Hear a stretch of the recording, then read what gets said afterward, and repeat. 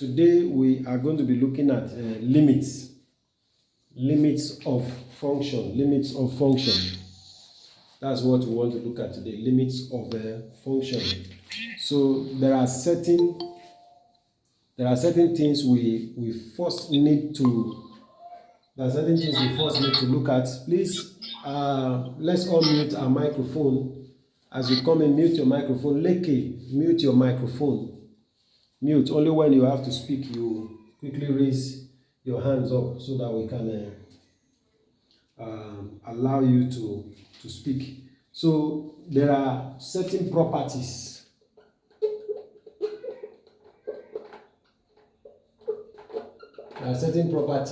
We need to be conversant with when it comes to limits. Firstly, we need to know that if a function x, this is actually says function x. So most people will say fx. No, it's function of x. The function of x. If the function of x becomes arbitrarily close to a single number, as x, this particular x. For example, if the single number is L, and this x here approaches, if the x there approaches C, if it approaches C from either side, we will say that the limit of function is usually written this way. The limit of function is of f of the function of x is equal to what? L. The function of x is actually equal to x there. So the limit of function C, if the function of x, which is a single number, is L and it approaches C, this arrow here is approaches C from either side, then the limit of the function of C is equal to L. That's the first thing you need to know. So this actually means that the limit of function C, function of x, is equal to, here like this, is equal to the function of C. Just like we used to say the function of x is equal to what? Y. So what you have here, when you say the limit of function of this particular number here, this here representing a particular number, let's call it an integer, a particular positive number. So the limit of the function of C, the function of x of it, is this x now is telling you that this is where it is approaching this C. So it automatically becomes the function of C. This means if we have something like this, this means that it becomes the function of 2. Do you understand? Did you get that?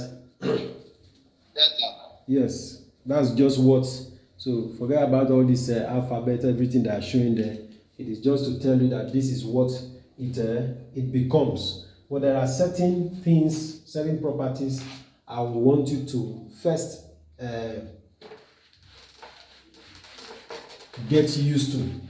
Certain properties I would like you to first get used to. These are the properties. So if the limit of the function of x is equal to L, and another function, the limit of function of g, the function of x, and x approaches C, is equal to k. Like some people will say gx, fx. So if the limit of function of x as x approaches c is equal to L, and the limit of function of x as x approaches c is equal to k, then first, number one, the scalar multiple,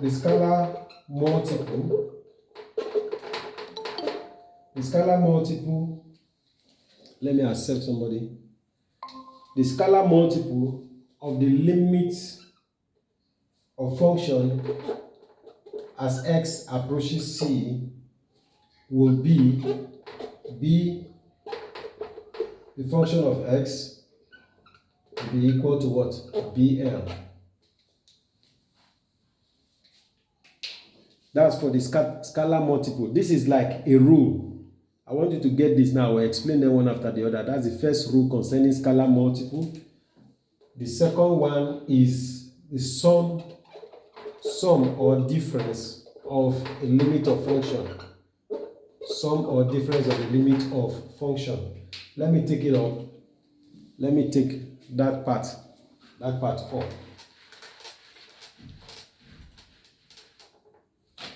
The sum or difference of limit of function. You have the limit of function where x approaches c. X approaches c. What you are going to have there now is fx minus plus gx. Remember that there's something I wrote out there concerning the limit of function of x and the limit of function of gx. The value will now be equal to BL. The value will be called BL. This actually means the sum and the difference. The sum and the difference means you can actually have it like this. The limit of function where x approaches c to be the function of x plus the function of g is equal to what? BL. And also, you can actually separate it where x approaches c, the function of x minus, it's plus and minus because it's sum or difference. BL. Did you get that?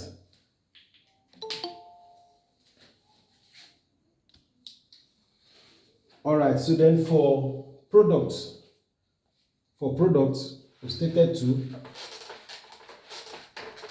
for the product properties of the limit of a function, you are going to have it like this. The limits of the function of where x approaches c,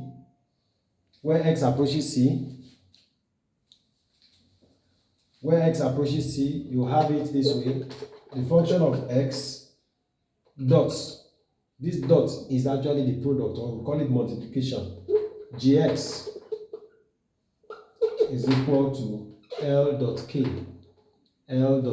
Remember, we are given that the function of x where x approaches c is k is L. The function of x where the function of gx where x approaches c is k. So the product will actually be whatever the value of the function of x is multiplied by whatever the value of the function of gx. Whatever the value of the function of gx is. So let us just take some examples so that all this will not confuse us. Let's quickly take some examples. For example, if we are told to evaluate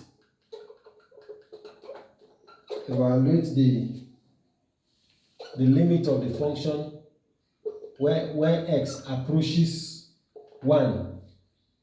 This is c that I've been showing you. This is where x approaches 1 and x squared plus 1. Remember that I had said that the limit of the function of x where x approaches c is actually equal to L. So this means that here x is equal to what? To 1. X there is equal to 1 in this case. So wherever you see x in this particular function, in this particular limit of function, you have to put the value 1. So the limit of function of x approaching 1 plus 1 is equal to 1 square plus 1 is equal to 1 plus 1, which is equal to what? Equal to 2. That one is equal to 2. There's another beautiful example that I would like to bring up. There's another. So when you have, if you say find the limit of the function x minus 1 and x square, let me quickly pick out that example.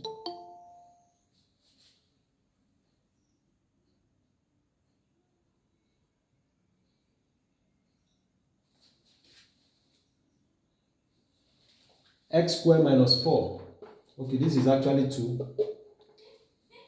X square minus 4. The way to handle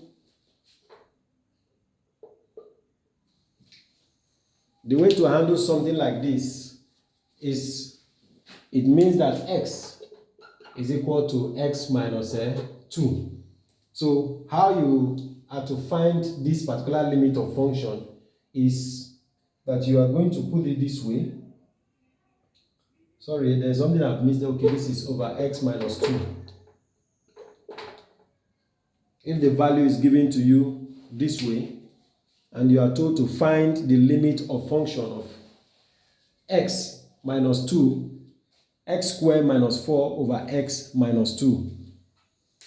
Firstly, what you are going to do, you are going to factorize this particular equation that is here. So to factorize this equation that is here, you look for the common factors.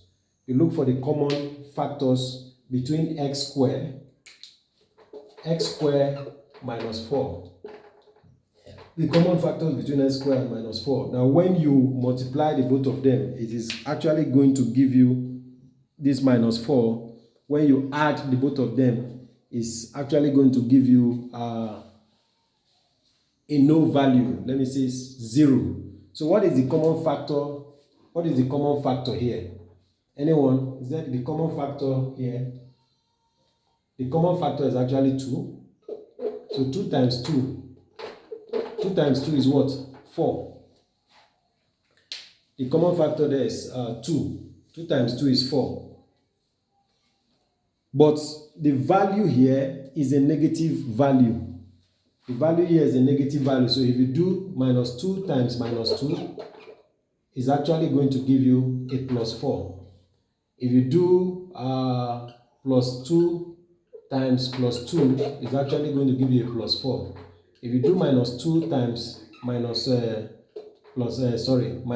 times plus 2, is actually going to give you a what? A minus 4. So the common factor here is minus 2 and plus 2. So if you put it this way and you check the both of them out, x times x is what? X squared. X times 2 is what? Plus 2x. X minus 2 times x is minus 2x. I hope I'm going the right way. Minus 2 times minus 2 times plus 2 will give you what? Minus 4. Minus 4. So this and this should actually go. So what do we have back? We go back to this. So that is just to show you that your factorization is actually correct. The factorization of this is actually correct. So now that you have that as your common factor, this is how you are now going to go ahead to write it. So the limit of function of this is actually equal to what? X minus 2, x plus 2 over what? X minus 2. So one is going to take away the other. So which is going to take away the other now from there? Are we following at all? One is going to take away the other from what we have put together now. So this is going to take this out. Have you seen that? Are we together? Nobody's talking. Yes, sir. All right. Yeah. Huh?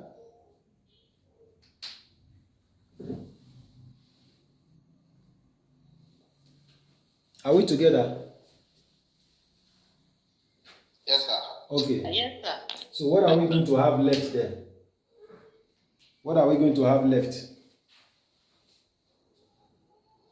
X plus 4. X plus. No, okay. Sorry, I made a mistake. This is actually x plus 2. Because when we factorize now, we had minus 2 and plus 2. When we factorize, we had a minus 2 and a plus 2. You remember? So the minus 2 and the minus 2 is going to go out. I want us to be paying attention to details. Let's pay attention to details. It's going to help us a lot. So let us proceed. Now that we have it that way, the limit of the function there in this particular equation is going to be the limit of the function of x plus 2 actually means that what? X is equal to what? 2. It means that x is equal to 2. So we're taking that value into this part. So it means that what? 2 plus 2. Your answer is what? Is 4. Did you get that? For those of us that are just coming, what I was expressing, if you have a limit of function where x approaches 2, it means that x is equal to 2. And now you are given a limit of function. This particular one, we've solved this one. We've solved this part. Where you are told to find the limit of function where x approaches 2. And this value is given to you, x squared minus 4 over x minus 2. It actually means that the value of x here is 2. So you should substitute it in. But I want us to try something. Now. Now that we have it like this part now, and the value of x is equal to 2. Value of x is equal to 2 here because x is approaching 2. If you substitute the value of x there, 2 squared minus 4 all over x here again, 2 minus 2. What's going to be your value? This is going to be 4 minus 4 over 2 minus 2. So your answer will be what? 0. Did you see that? Your answer will be 0. But that's not how to handle it. You don't just take where x is approaching, which is 2, and substitute it straight into the value. The first thing you are going to do when you find something that looks like this is actually a quadratic equation. You have to factorize that quadratic equation first before you impute the value of where x is approaching. Let me take that again. If you have a quadratic equation as the numerator, if you have it upwards, if you have a quadratic equation here, you don't just substitute the value of the limit where x is approaching, which is 2. X is approaching 2. So you don't just take it and impute it there. If you have a quadratic equation upwards, you need to factorize that quadratic equation. You need to factorize the quadratic equation and then impute the limit of function of wherever x is approaching. If x is approaching 3, you impute the value 3 there. If x is approaching 1, you impute the value 1 there. Let's take one more example.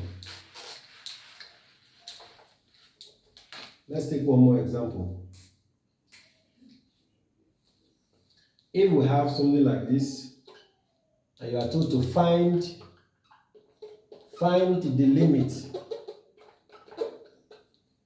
limit of a function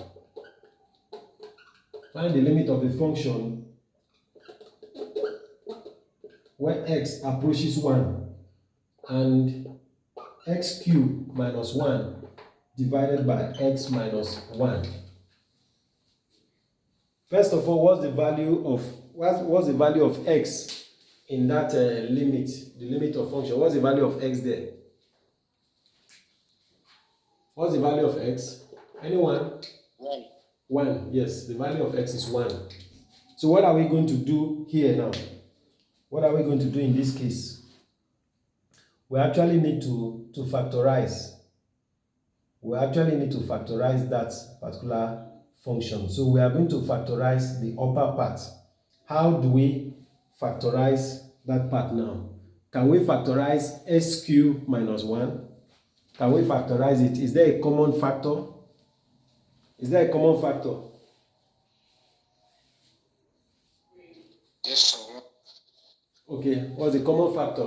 Tell me, say the common factor is 1. So, but let's look at it. First of all, the part we are looking at is x cubed minus 1. How do we factorize x cubed minus 1? You just bring out x first. When you bring out x, you have what? X minus 1. You have x minus 1 there. But this will not actually solve to give you the factor.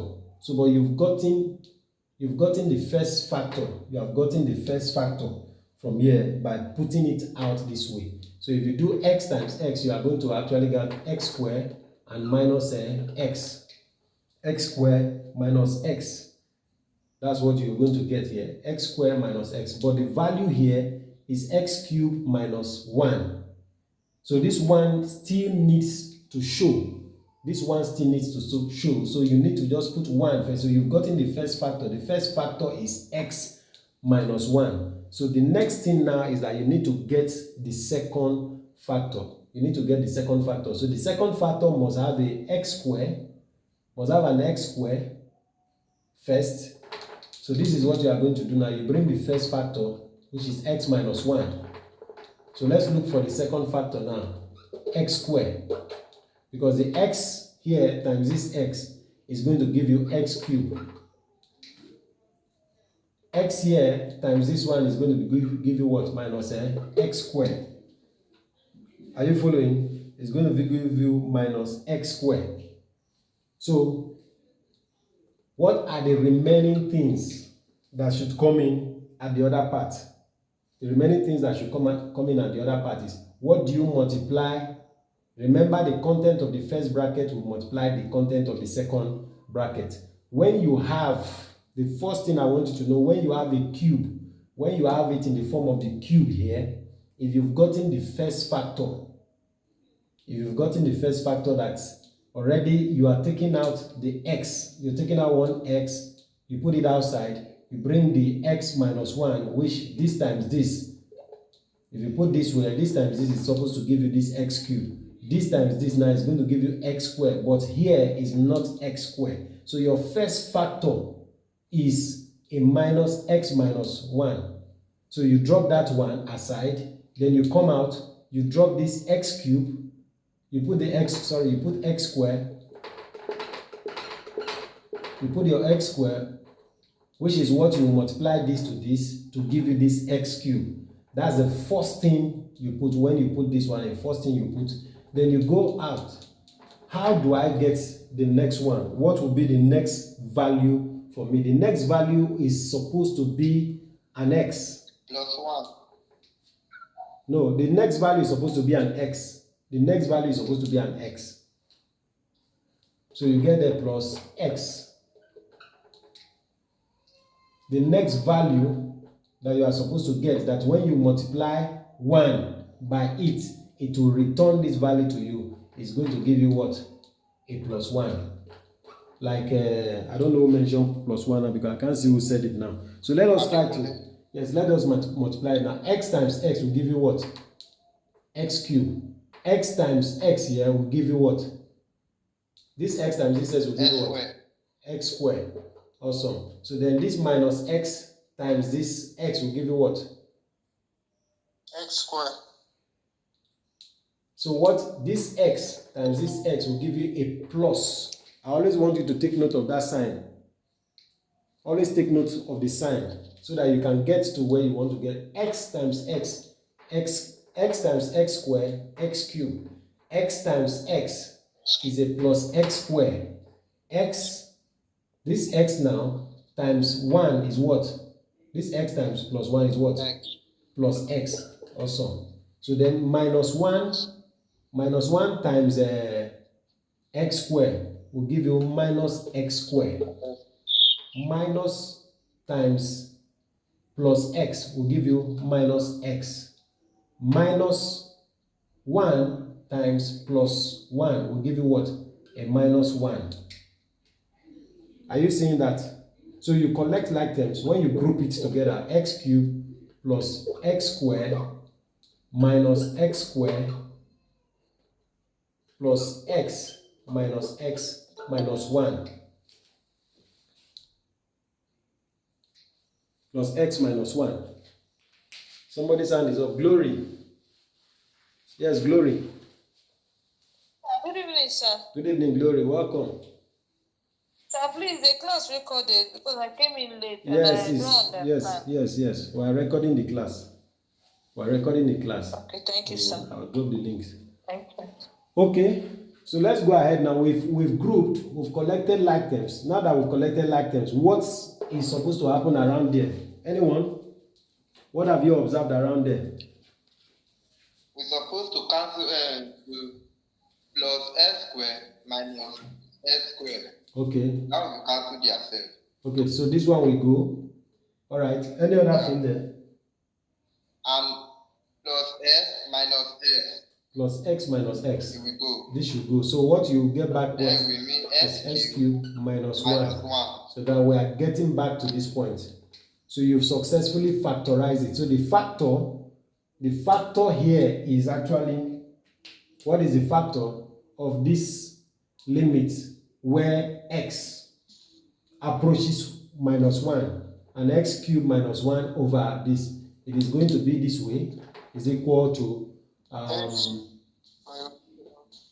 x minus 1 x squared plus x plus 1.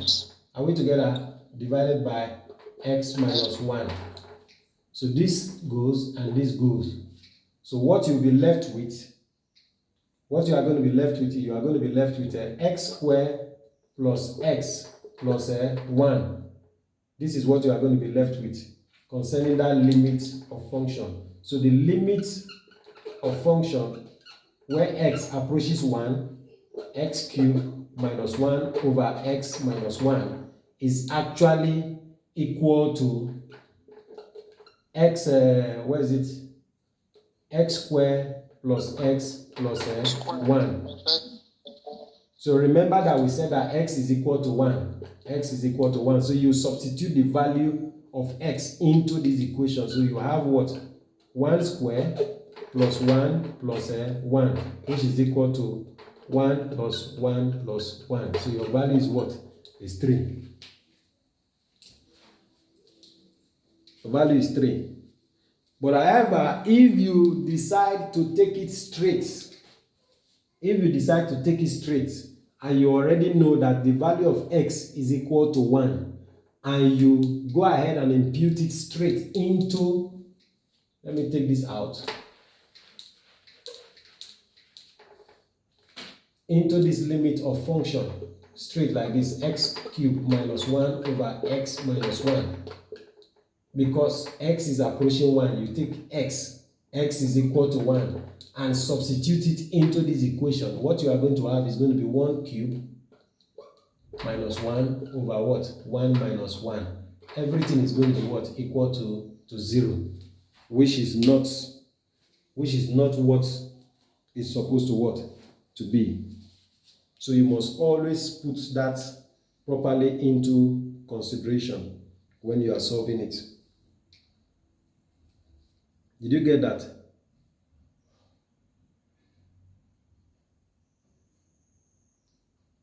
Are we together? Yes, sir. Yes, sir. Alimat, did you get that?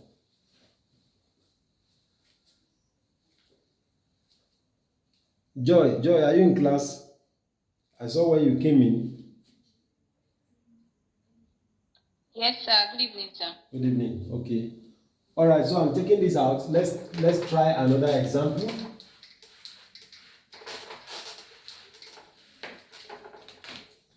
Let's try another example.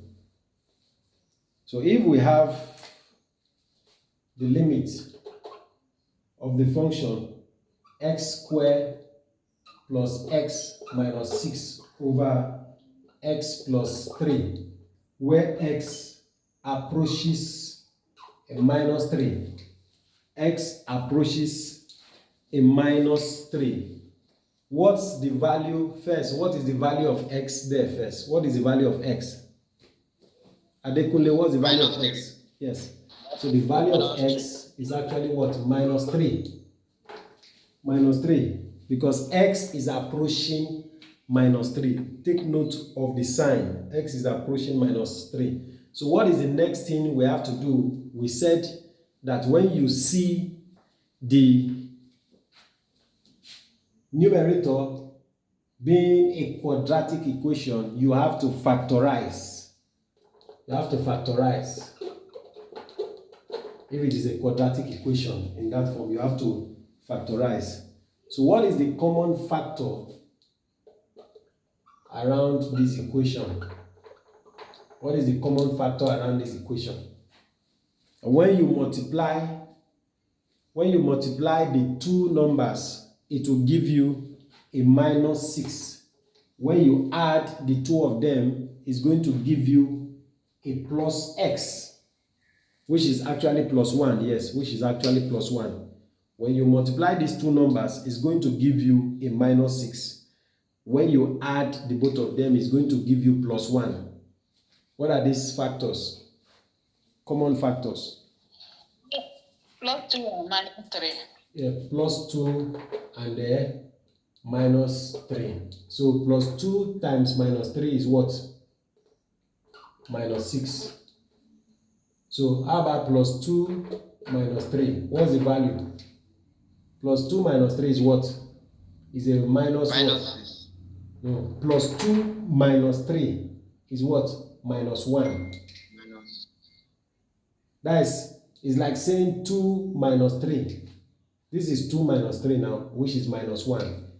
So the factors are actually not correct. So can somebody look at it again and check? The factors Plus are 3 minus 2. plus 3 minus 2. So plus 3 times minus 2 is what? Minus 6. Plus 3 minus 2 is equal to what? 1. Positive.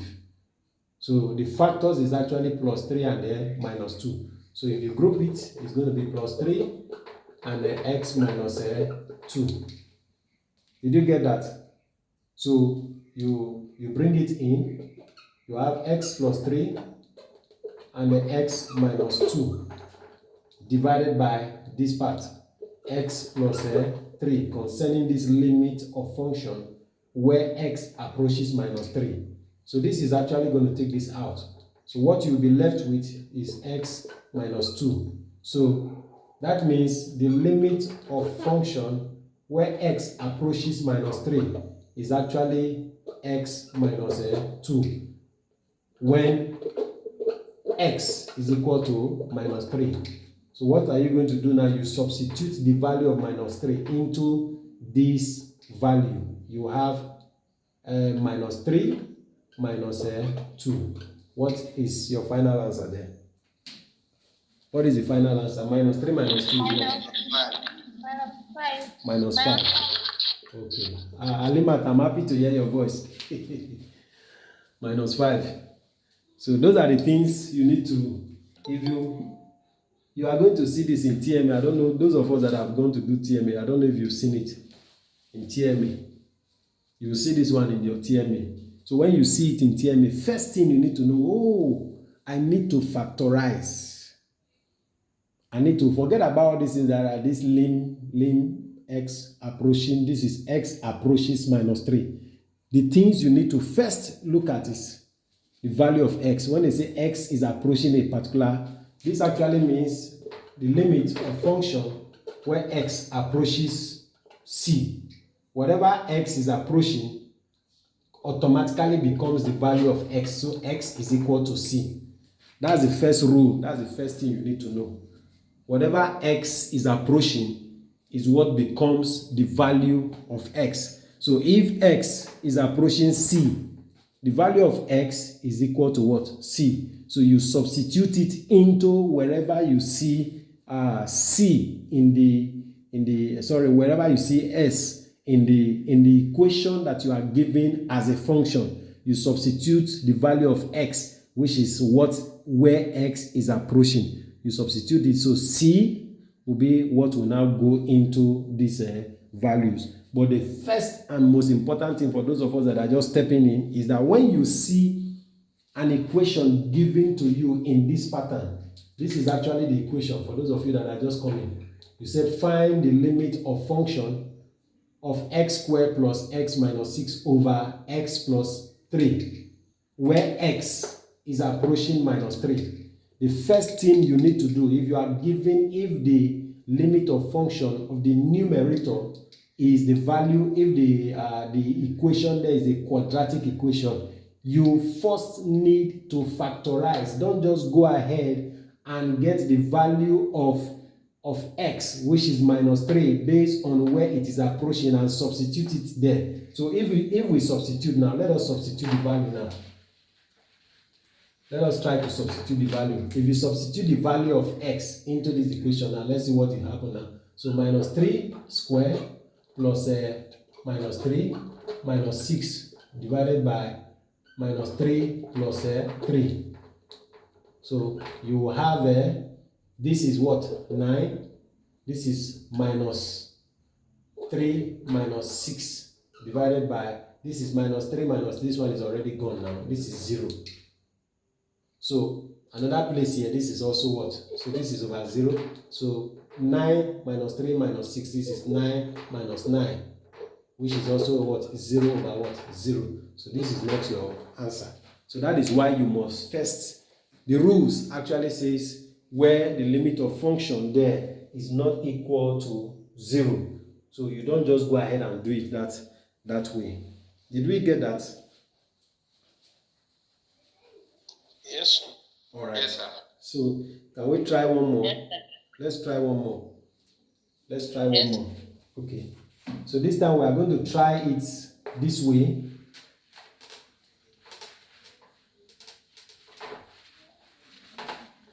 Let's try this way and put a plus here. A very quick secret. There's something I observed in the TMA. This is a tip for you. It's actually a content from the course material. It's actually a content from the course material. I can't remember the question. I didn't take note of the question. I saw it in one of the TMAs. Now, for example, they gave something like this. Okay, if this is available in the course material, for example, if this is in the course material and in the TMA, they now decide to change it to minus 6 over x plus 3. You may solve following the sign. You may solve following the sign like we just did now. And we go, what did we get when we solved that one? What did we get just now? Minus 5, am I correct? We got a minus 5. So, Minus 5. yes. So what I observed in the TMA, one secret, so that you can be very observant, the options that was given there, they gave a 0, which is doing it straight. You know what we just did now. They gave a 0. They gave a plus 5 value. They gave a, what else did they give self? Okay. The thing is actually, the answer is actually, okay, they gave a plus 5 value and whatever, maybe year 3 and year 2. What I'm trying to say in essence is, what they have in the course material if this is what you have in the course material, this one now, which is the answer you got is a -5, and they decided to, if this is what you have in the course material, and they decided to give the question in this form with this sign plus, but the answer they gave is -5. -5 based on what they solved in the course material in relation to this. And you solve, after solving this one, your answer is not among the options here. Like, I know most of us will now go to refer to the course material, like doing our research to come and answer the questions. So when you go to the course material and you see that in the course material, the question that is given to you, similar to what you are seeing in your TMA, is -6. Is a -6 in the course material, and you got and the answer they give there is -5. When you solve your own, for example, after solving this one, maybe you got 7, for example, and 7 is not amongst here. What are you going to do? What you are going to do, to me, if you solve and you do not see 7, and you are very sure, which is what you are very sure your answer is 7, and 7 is not amongst here, you pick this -5, because it will mean maybe they made a mistake here. Instead of putting a +6, they actually put a -6. Did you get that explanation, what I just explained now? Let me hear your response. Did you understand what I explained now? Yes, we are. Yes, sir. Yes, just my own observation. That is what I observed. Do you understand? So if you see like that, you solve and you got your answer, you have, there are some things you could be very sure. It's just like what my brothers mentioned in the platforms. We are very sure of this one, but they marked it wrong. So sometimes you just refer to what they have there, you know what to do. So, but let's solve what we want to solve. I just have to bring that up. Maybe that could help us. So let us solve this one now. The first one we solved was a positive value. So what is the factor? What is the factor here now? Yes, anybody, you put X, you put X. What are the factors?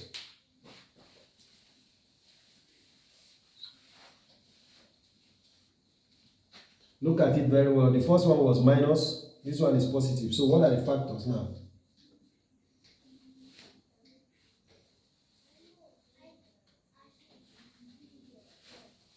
I am waiting.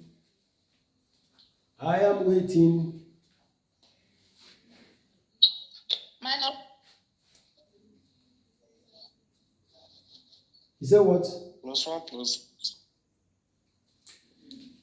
+1 and what? +6. +1 and +6. So you say 1 times 6 is what? Is 6. So about 1 minus 6 is what? -5. So it doesn't go here. So let's crack our head. I'm waiting. This one is cracking of head. So crack your heads.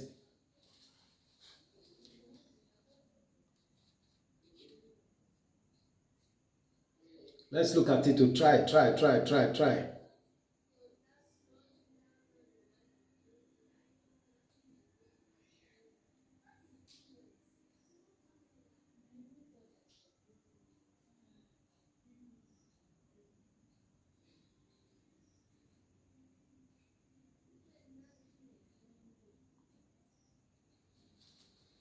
Oh.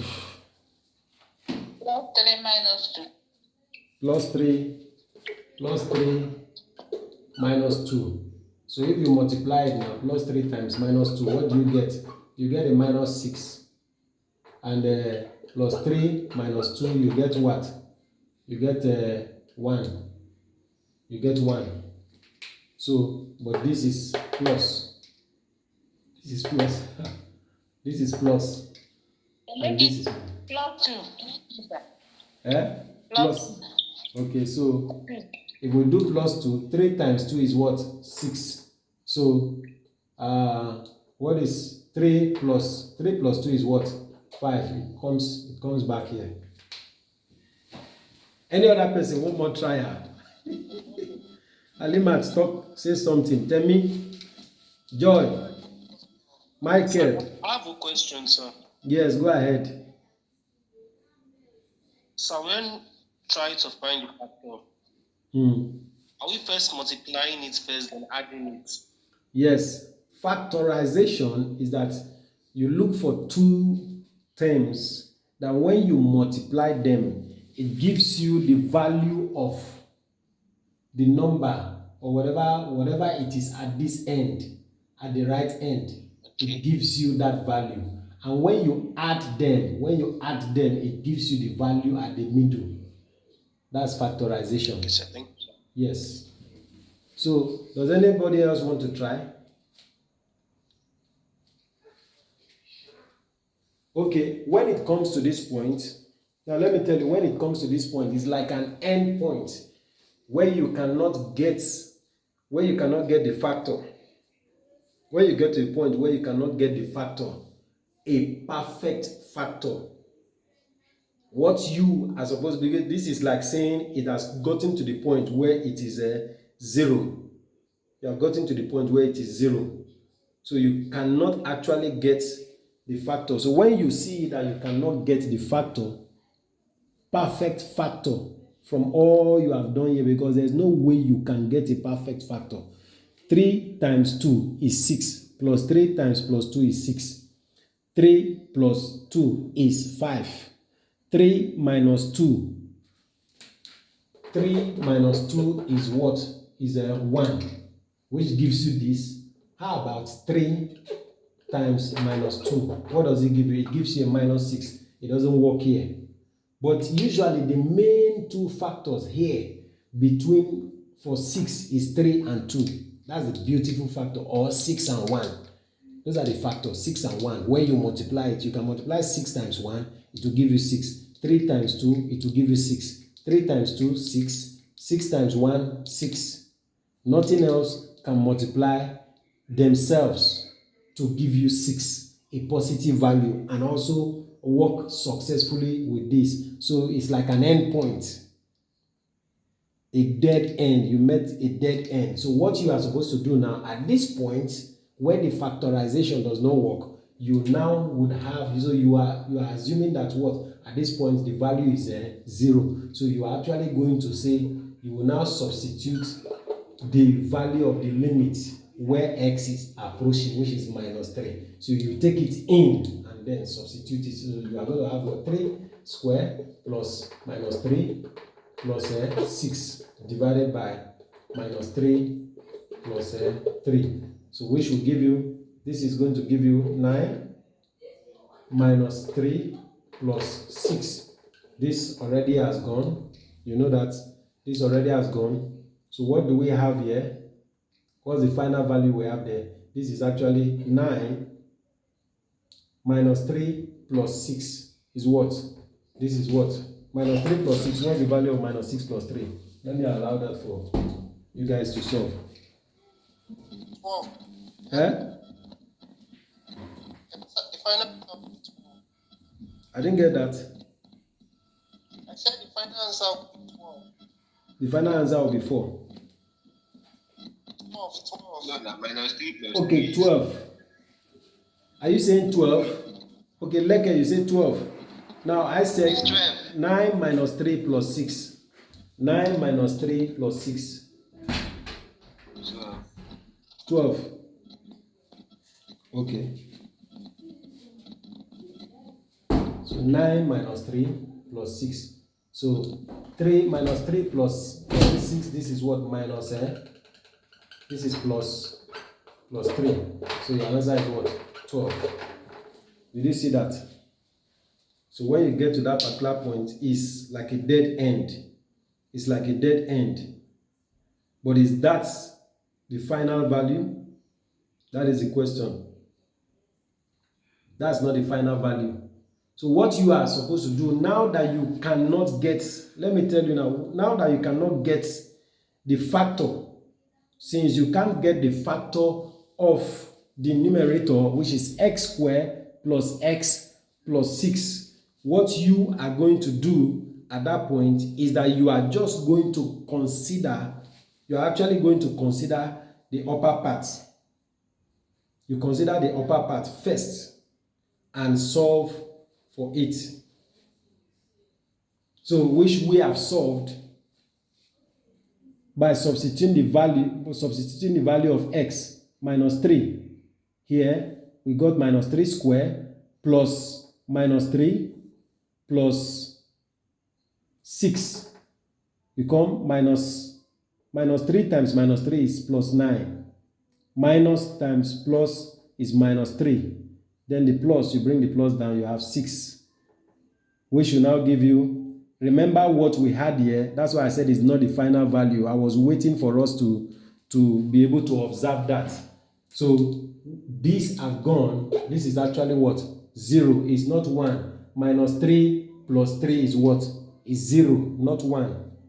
I was waiting to see if anybody would have observed that. So here we have what? 12 divided by what? By 0. Are you seeing that? 12 divided by 0. You must always have the situation. All the other ones that we're doing since substituting, it always ends at 0. So 12 divided by 0, your final answer is actually what? 0. Did you see that? So don't always overlook those things. It is very important you see that. Now that this one has gone, this is actually what?